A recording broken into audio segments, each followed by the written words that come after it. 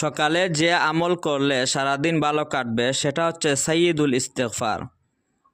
আল্লাহুম্মা আনতা রাব্বি লা ইলাহা ইল্লা আনতা খালাকতানি ওয়া আনা আবদুকা ওয়া আনা আলা আহদিকা ওয়া ওয়া'দিকা মাস্তাতা'তু আউযু বিকা মিন শাররি মা সানা'তু আবুউ লাকা বিনি'মাতিকা আলাইয়া ওয়া আবু বিযামবি ফাগফিরলি ফাইন্নাহু লা ইয়াগফিরুয যুনুবা ইল্লা আনতা।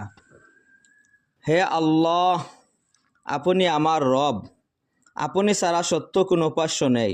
আপনি আমাকে সৃষ্টি করেছেন এবং আমি আপনার বান্দা। আমি আমার সাধ্যমতো আপনার তাওহীদ অঙ্গীকার জান্নাতের প্রতিশ্রুতির উপর রয়েছি।